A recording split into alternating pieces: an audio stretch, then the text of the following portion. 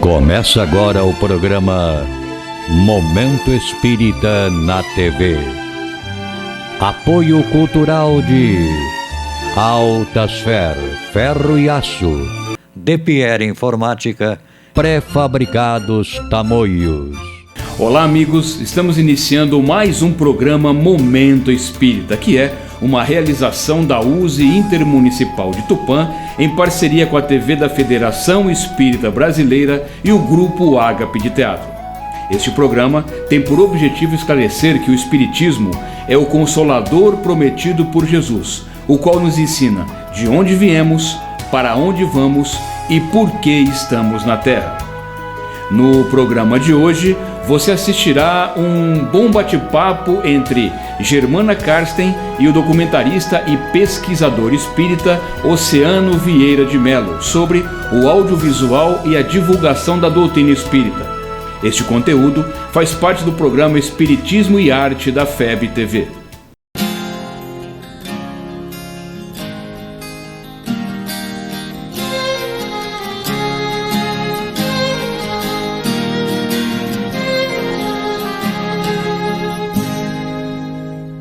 Olá, eu sou Germana Karsten e de agora em diante você está no Espiritismo e Arte.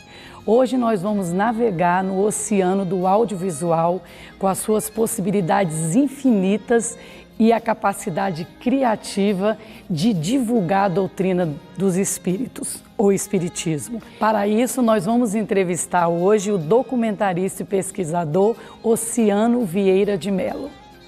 Olá, Oceano, como vai? Seja bem-vindo ao programa. Obrigado, Germana. Oceano, nós sabemos que você conheceu o Espiritismo assistindo o Pinga Fogo.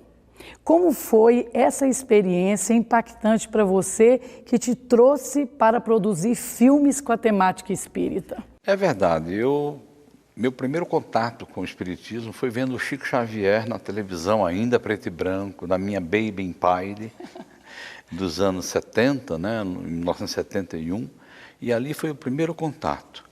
Depois, alguns anos depois, né, nós descobrimos essa maravilha que é o audiovisual, a memória do Espiritismo em audiovisual. Aí eu resolvi me entregar a esse trabalho, que é um trabalho muito prazeroso, que me dá uma satisfação muito grande, principalmente quando a gente trata de Chico Xavier.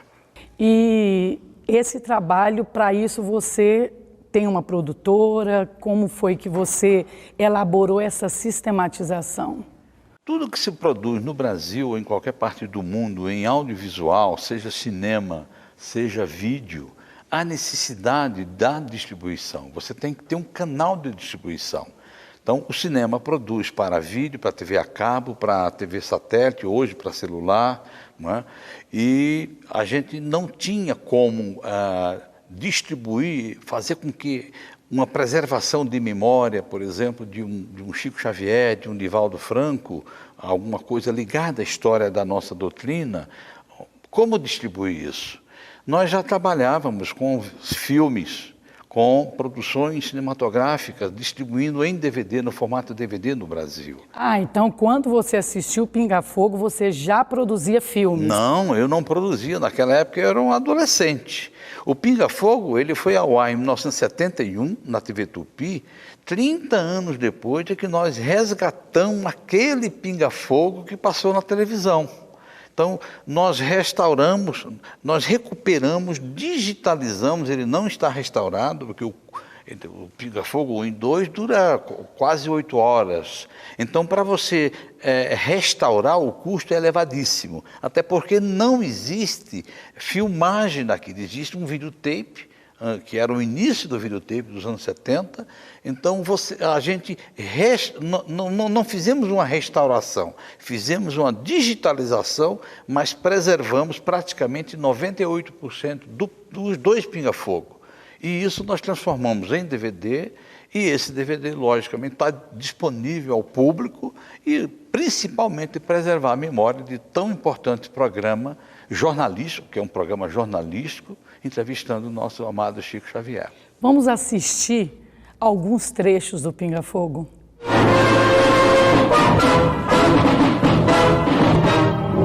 Muito bem, voltamos aos seus receptores com o programa Pinga Fogo, série 71, que esta noite lhes apresenta Chico Xavier.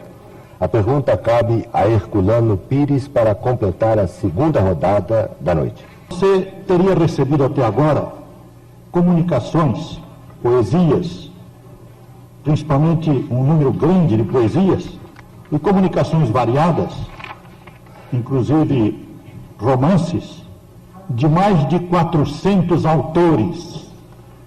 Eu perguntaria a você, se você leu todos esses autores, se você tem conhecimento da obra de todos eles. Devo declarar de público que isso para mim seria impossível. E peço permissão para dizer que eu tive na vida 3 empregos. A primeira vez me empreguei aos 8 anos de idade numa fábrica de tecidos. Trabalhei até os 12, frequentando também a escola primária. Dos 12 aos 19, 20 anos, trabalhei num bar. E depois num armazém, isto é, no comércio. E de 1931 a 1961, eu trabalhei durante 30 anos no Ministério da Agricultura, documentadamente, de modo que não seria possível para mim me inteirar do estilo de todos esses poetas, escritores, cronistas, jornalistas e amigos desencarnados por meu intermédio. Absolutamente. Não. Maravilha, maravilha, Oceano. Essa recuperação realmente deixou aí para os nossos anais esse memorável programa Pinga Fogo. Mas me fala o seguinte, foi o Pinga Fogo que te estimulou a trabalhar na produção e preservação de filmes que contam a nossa história? Lembrei-me, 30 anos depois, de ter assistido o Pinga Fogo. Então nós fomos atrás do Pinga Fogo e conseguimos uma cópia, aliás, várias cópias diferentes, onde a gente conseguiu, baseado num jornal da época, que ele reproduziu na íntegra os 2 programas num jornal, o Jornal Diário da Noite de São Paulo, era um suplemento chamado Jornal de Domingo, do Diário da Noite, que pertencia também aos diários associados. Então, baseado nesse jornal, nós juntamos as partes do Pinga Fogo 1 e do Pinga Fogo 2. Então, nós conseguimos praticamente 98% do programa, porque era um programa jornalístico de televisão, e nós conseguimos colocar em 2 DVDs. Nisso está preservada a memória do programa, a memória de Chico, porque, Germana, existem historiadores, pesquisadores, e eu concordo plenamente com isso, que existe espiritismo no Brasil antes e depois do Pinga Fogo. E me fala uma coisa, quantos títulos você tem de filmes em que você preserva a memória do espiritismo, dos vultos históricos? Veja bem, eu acompanho a história do espiritismo há muito tempo. Então, tem um período em que os cientistas pesquisaram muito sobre experiências quase mortes, sobre reencarnação, sobre mediunidade, sobre vida depois da morte, e isso era um assunto normal nos anos 70 e 80, na imprensa diária, na imprensa semanal, a respeito dessas pesquisas. E naquela época, isso foi formando em mim um tipo de cultura sobre a vida depois da morte, sobre as experiências quase-morte. E nós conseguimos memorizar alguns nomes de filmes que tratavam desse assunto, mas eram filmes científicos, não eram filmes espíritas. Quando eu comecei a estudar a fundo o espiritismo, eu me deparei com uma coisa extraordinária, que tudo aquilo que a ciência encontrou nos anos 60, ou seja, Ian Stevenson, Banerjee, que é o primeiro cientista que pesquisou sobre reencarnação, depois é que veio o Ian Stevenson, Raymond Moody Jr., que foi especializado, um cientista especializado em experiências quase-morte, né? A Elizabeth Gruber-Ross, que é uma suíça radicada nos Estados Unidos, que entrevistou várias pessoas no leito da morte, e essas pessoas tinham umas visões e relatavam para esses pesquisadores, esses cientistas. Eu, estudando o Espiritismo a fundo, a obra de André Luiz, de Ivone do Amaral Pereira, Chico Xavier principalmente, toda a obra do Chico Xavier, eu verifiquei que tudo isso já havia relatado na obra de André Luiz, só que 40, 50 anos antes.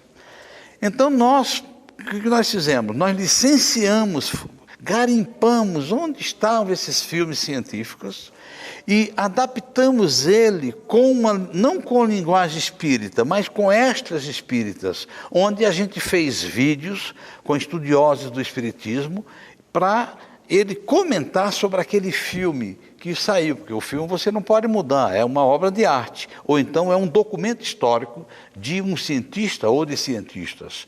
Então nós juntamos os extras com estudiosos espíritas com o filme baseado em ciência, que na realidade não choca com a doutrina espírita, com nada que disse ou deixou escrito Allan Kardec. Com os vultos do espiritismo, quais são os que você já realmente documentou em filme? Olha, nós temos o Espiritismo de Kardec aos dias de hoje, que foi produzido, por sinal, pela Federação Espírita Brasileira em 1996, onde mostra bem, é um docudrama, né, onde mostra bem Allan Kardec, a proposta do Espiritismo. Nós distribuímos, como você já falou, o Pinga Fogo e o Joelma, o Vida Depois da Morte, que é um documentário baseado na obra de Ian Stevenson e na obra de Raimundo Moody Jr., esses dois cientistas, pesquisadores. Esse filme nós conseguimos colocar uma interatividade que, quando o filme mostra uma cena daquilo que foi pesquisado pelo cientista, mas essa mesma cena está na obra de André Luiz 40 anos antes. Então nós colocamos uma pessoa, você apertando o controle remoto, aparece... Antes quando aquela cena combina com o espiritismo, aparece um livro na tela, no canto direito da tela do televisor, e se você apertar o enter do controle remoto, o filme para e entra uma pessoa. Essa cena está num livro tal de André Luiz. Maravilha, então a gente fez uma interatividade, quer dizer, provando que a ciência descobriu, só que já estava escrito antes na obra de Chico Xavier. Formidável esse trabalho, hein? Para quem quer estudar o espiritismo, acho que esses filmes é um bom começo. E me fala o seguinte, Oceano, o que você está trabalhando, porque eu sei que você não para, no momento, o que vem por aí de filme que documenta e preserva a nossa história? Germana, nós estamos trabalhando já há um tempo, cerca de 1 ano e meio, num documentário sobre Clóvis Tavares e Nina Aroeira. É a história de um casal extraordinário. Eles eram comunistas nos anos 30 e ele se tornou espírita porque ela desencarna com uma idade muito jovem, né? Ela fazia palestras em campos sobre socialismo, sobre humanismo, e começa a namorar o Clóvis Tavares, ainda jovem. Os dois eram socialistas. E ela, ao desencarnar, ela começa a se comunicar através do Chico Xavier com Clóvis Tavares e Clóvis torna-se a maior amizade de Chico Xavier em todos os tempos. Escreve livros sobre Nina, sobre espiritismo, sobre Chico, sobre Emmanuel, e é um dos nomes assim que mais tem me educado na doutrina espírita, através da obra de Clóvis Tavares. Agora nós vamos chamar um intervalo, daqui a pouco a gente volta. Fique conosco.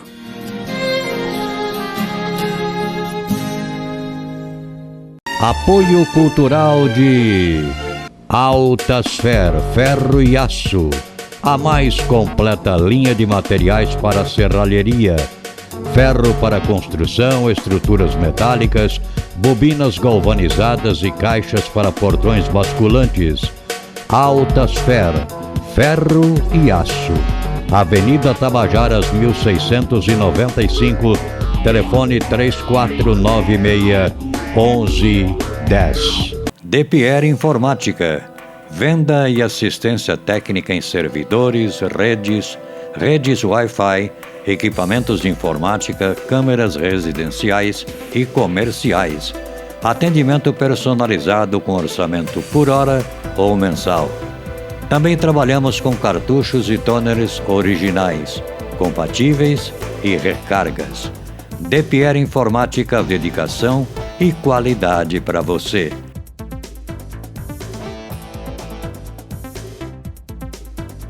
Telefone 3441-1277 ou WhatsApp 99799-1277.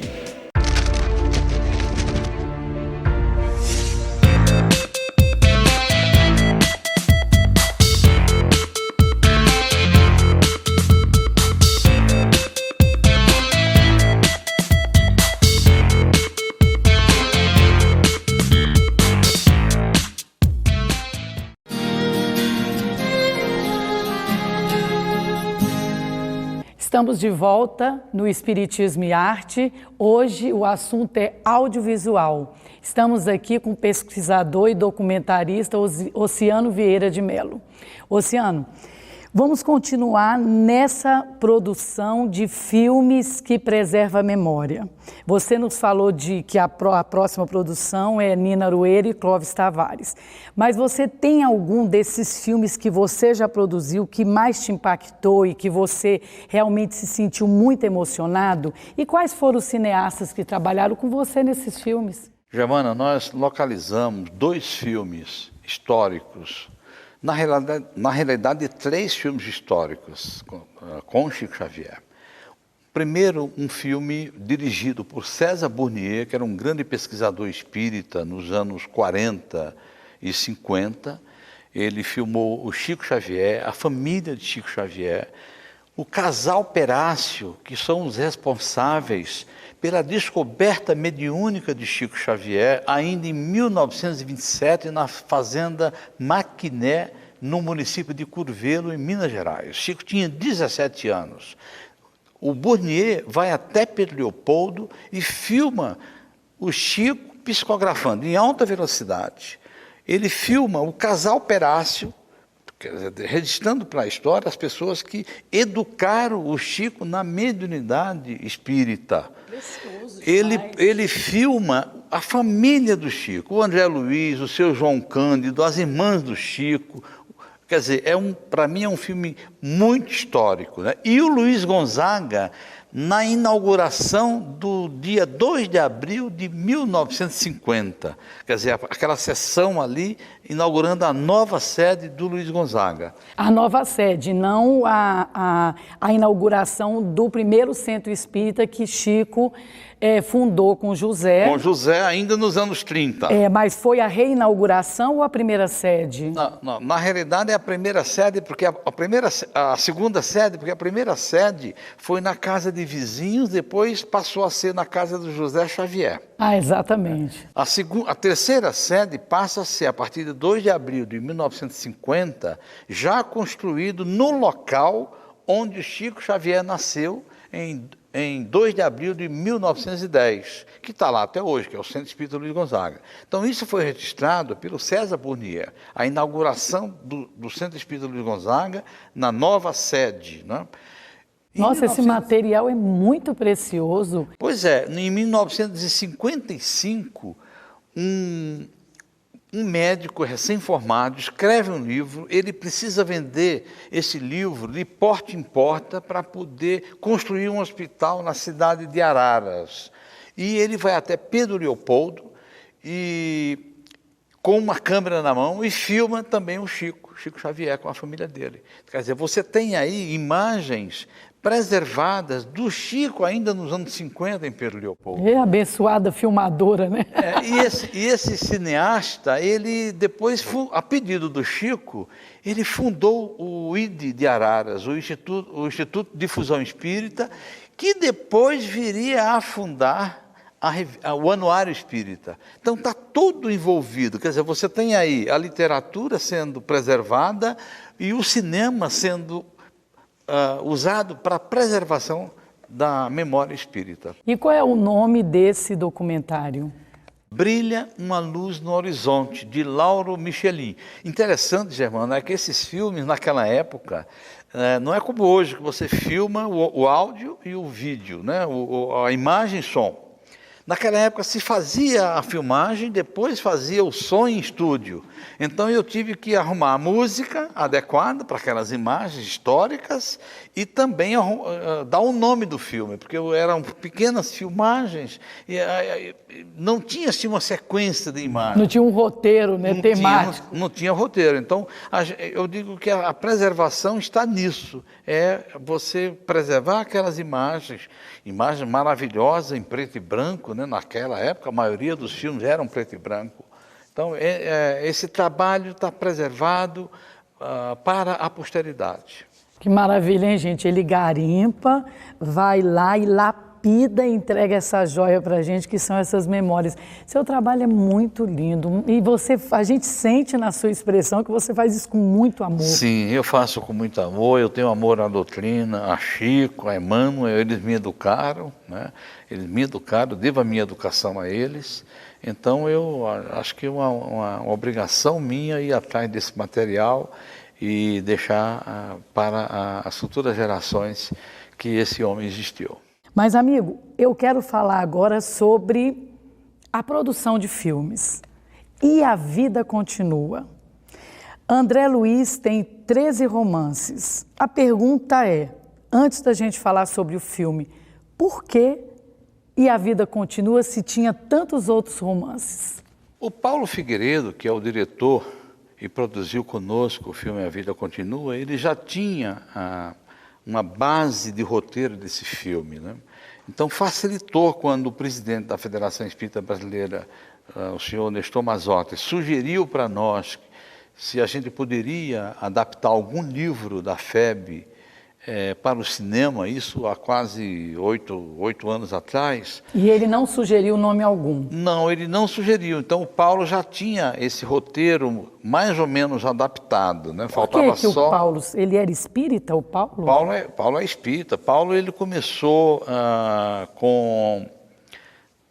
dando uma contribuição extraordinária ao nosso movimento espírita, ainda nos anos 80, junto com o saudoso Augusto César Vanucci, na Rede Globo, no Fantástico. Ele fez uma produção para o Fantástico, fez muitos casos especiais envolvendo a história de Chico Xavier para a televisão. Paulo Figueiredo. Ele dirigia novelas. Ele atuava em novela, mas ele também era um produtor de programas espíritas e às vezes até espiritualista, para não dar uma ideia de proselitismo utilizando-se da televisão. Então ele foi um grande produtor de programas nos anos 80 e 90, junto com Augusto César Vanucci, né, de saudosa memória. Ele contribuiu bastante, ele abriu, né? Abriu as portas para esse gênero. O Paulo, ele é um ator hoje trabalhando numa rede de televisão e é um espírita dedicado, é uma pessoa que quer trabalhar para a sua fé espírita, né? E o roteiro já estava quase pronto. Então, mas isso ele já tinha apresentado para você, assim, numa conversa informal, ou ele te buscou, te procurou para que você fizesse uma parceria na produção desse filme? Na realidade, ele procurou a FEB na época, mas isso faz uns 15 anos. Ele procurou a FEB que ele gostaria de fazer alguma coisa para a doutrina, utilizando do conhecimento dele. E isso ficou na cabeça do senhor Nestor Mazotti. Quando o senhor Nestor Mazotti me conheceu há 10 anos, exatos 10 anos atrás, né? Ele falou, puxa, você precisa conhecer o Paulo Figueiredo, conversar com ele. Então nós marcamos um encontro no Rio, jantamos nós três e dali saiu a ideia de fazer o filme A Vida Continua. O Nestor fez então as apresentações. Fez. Que maravilha! E como foi a produção de A Vida Continua e essa parceria com o Paulo Figueiredo? Olha, foi muito... Nós tivemos uma série de dificuldades, como tudo na doutrina espírita, a gente tem que ter essa dificuldade, né, para poder até testar a nossa fé, até testar a nossa persistência, o nosso ideal. Mas nós conseguimos, foi muito prazeroso depois ver o filme ir para a sala de cinema. A ideia não era colocar na sala de cinema, era sair para a TV a cabo, lançar em DVD, mas depois o projeto foi crescendo, a gente viu que tinha um elenco maravilhoso, inclusive com Lima Duarte, é um nome extraordinário na dramaturgia brasileira, e a gente percebeu que tinha possibilidade de jogar no cinema, que aí já começa uma outra fase mais difícil ainda, que é colocar nos cinemas. Arrumar distribuidor, arrumar exibidores. Então, nós vamos agora assistir algumas cenas do filme A Vida Continua, alguns trechos, e nós voltamos já já com o Oceano nos falando se depois de todas essas etapas cumpridas, se vale a pena fazer filme, se o filme A Vida Continua atendeu as expectativas dele e do diretor Paulo Figueiredo. Até já, não vai embora. Eu posso ver alguém da minha família, o meu marido? Neste momento não lhe faria nenhum bem. Eu acho que nós estamos num hospital psiquiátrico. Na vida, muitas portas se abrem. Vocês acreditariam em mim se eu dissesse que não mais pisamos no planeta Terra? Evelina, eu estou com medo. Qual seria a finalidade de estarmos aqui, instrutor Ribas? Aperfeiçoamento pessoal. Algumas relações não têm fim. Sabe qual foi a sensação que eu tive quando vi você pela primeira vez? Que eu já te conhecia de vidas passadas. Você sabe que Evelina já estava morta para mim muito antes do médico assinar o atestado de óbito dela. É hora do ajuste de contas. Fora daqui, assassino! Saber perdoar é recomeçar a viver.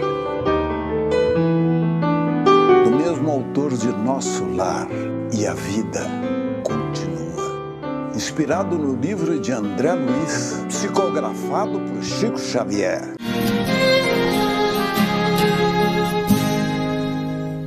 Apoio cultural de Altasfer, ferro e aço.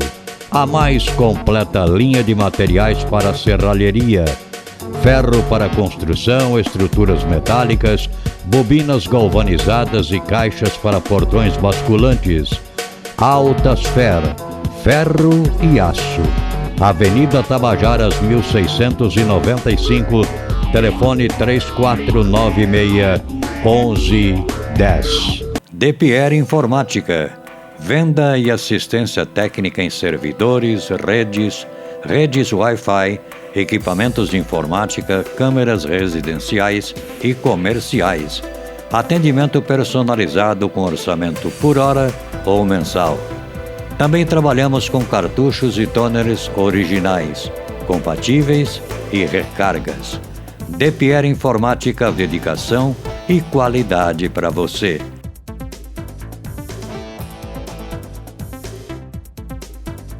Telefone 3441-1277 ou WhatsApp 99799-1277.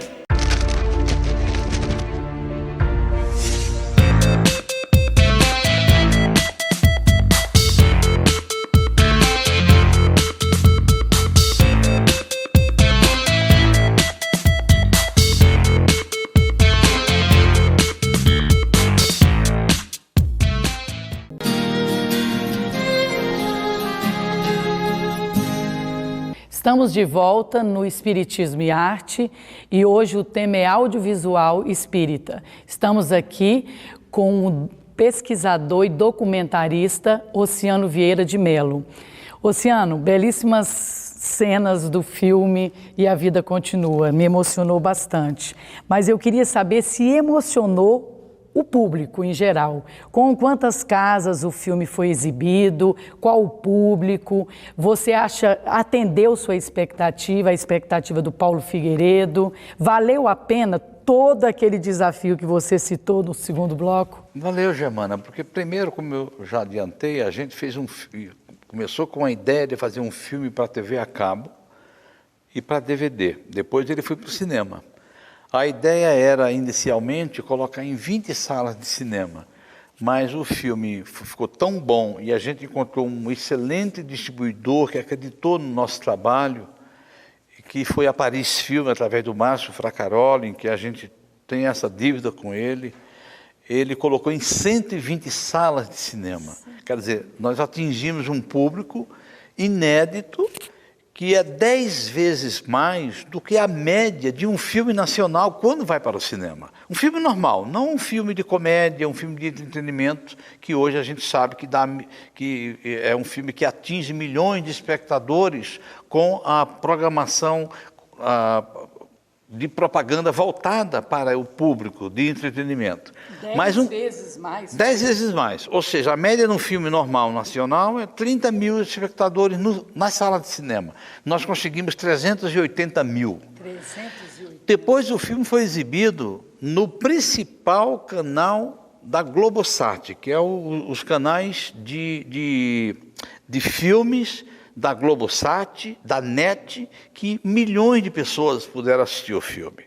Né? E o filme saiu em DVD também pela Paris Filme, saiu em Blu-ray pela Paris Filme, e a gente espera até o ano que vem, quando vencer os prazos que nós chamamos de janela de exibição, exibir ele na TV aberta. Ele está prometido, está em contrato com a TV Globo exibir e a vida continua. Aí nós vamos atingir aí alguns milhões de espectadores. Então, ultrapassou nossa expectativa. Então quer dizer que o enfoque é para o humanista, o educador humanista, e que também era espírita. Exatamente. Você acha interessante fazer esse foco na obra e não você colocar como carro-chefe da promoção desse filme o espiritismo? Não, eu sou contra isso. Eu acho que a gente tem que mostrar o homem, o ser humano, o humanista, que é espírita. Aí sim as pessoas vão entender que o espiritismo é um processo de educação, que esses nomes, eles estão ligados à educação, a uma boa formação do ser humano, moral, intelectual, principalmente moral e intelectual. Então, por exemplo, você pega um Divaldo Franco, o Divaldo é um grande humanista. Na minha opinião, o maior humanista do Brasil é o Divaldo Franco, que também é médium, que também é escritor espírita e palestrante espírita. Então, eu apresentei o Divaldo Franco, ser humano, mas tudo baseado no trabalho dele, dedicado à doutrina espírita. A mesma coisa com Eurípides Barçanufo. Foi um grande contra o espiritismo, né, no início, depois ele se torna espírita, mas ele já era um educador. Então nós apresentamos o Eurípides Barçanufo, educador espírita, né, que adotou, que fundou um colégio Allan Kardec na cidade de Sacramento, em Minas Gerais. Então as pessoas querem tomar conhecimento disso, não da fé dele, mas do ser humano. Junto vai a fé dele. Então fica parecendo que você, para evitar que você está fazendo uma conversão, preocupado em converter pessoas. Não, porque o Espiritismo nos ensina que nós não estamos preocupados com isso. Nós não queremos mais adeptos, nós queremos que os adeptos descubram o Espiritismo.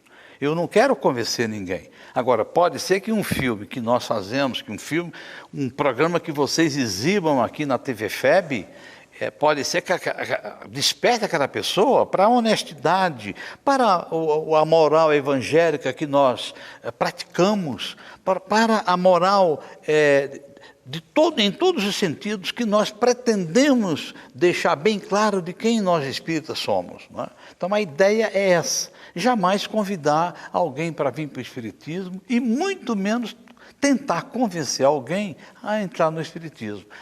Eu descobri o espiritismo e sou feliz por causa disso. Mas, veja bem, nós estamos aí com uma produção imensa de filmes com a temática espírita. Produção americana, asiática, não são espíritas, os produtores e os diretores. Mas aí eu pergunto a você, você não acha que essa quantidade de produção com a temática espírita não é a influência do espiritismo? Não é porque esses produtores, esses diretores leram sobre o assunto e resolveram montar roteiros? Não é a influência do espiritismo no cinema e na comunicação? Eu prefiro dizer, Germana, que é a influência da espiritualidade, a espiritualidade escolhendo essas pessoas para deixar a mensagem dela e até o público chegar ao espiritismo. Por quê? Porque um filme espiritualista, um filme, por exemplo, do Clint Eastwood, Além da Vida, é um filme espiritualista, ele não é um filme espírita, mas o espírita aprova o filme do Eastwood. O Minha Vida na Outra Vida, como eu já lhe disse, é um filme baseado num fato real de uma pessoa que sequer conhece o espiritismo. Não é? Então há necessidade da gente entender que eu acho, estou convencido nisso, que a espiritualidade, ela trabalha nós espíritas e os não espíritas para trazer espiritualidade para o planeta. Por isso que aparecem aí esses filmes espiritualistas com cara de espíritas. Entendeu? Agora, nós, espíritas, aumenta ainda mais a nossa responsabilidade de fazermos o nosso trabalho para divulgar, sim, mas sem ser proselitista, sem querer convencer ninguém. E para finalizar, uma pergunta difícil, muito difícil. Você é diretor e produtor de filmes. Por que você inaugurou recentemente uma rádio? Germana, eu nasci ouvindo rádio, né? Nos anos 50, ouvindo ali as primeiras sinfonias, os boleros, aquelas coisas bonitas, né? Que na primeira infância a gente gosta muito, ouvindo os primeiros acordes do cinema neorrealista, da novela vague, aquelas trilhas sonoras. Eu sempre fui ligado ao rádio. E meu sonho, vou confessar aqui para os telespectadores, eu sentia uma inveja danada de nunca ter feito rádio. Meu sonho era fazer rádio. Mas, logicamente, eu não tinha cultura para isso. Depois que a gente adquire a cultura espírita, junto com essa cultura espírita, que graças a Deus eu me considero uma pessoa que estou...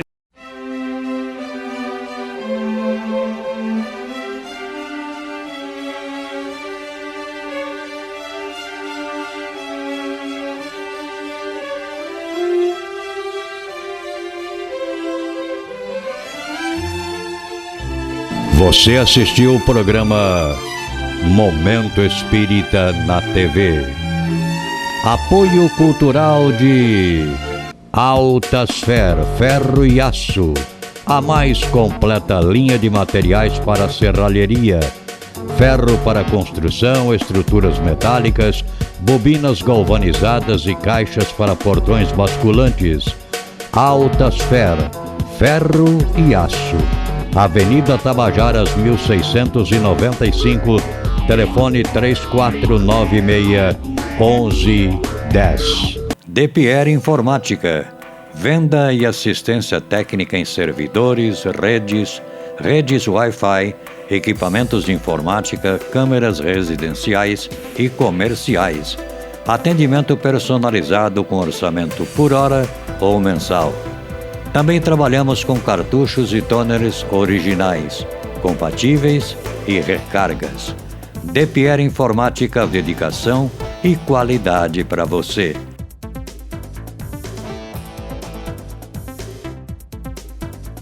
Telefone 3441-1277 ou WhatsApp 99799-1277.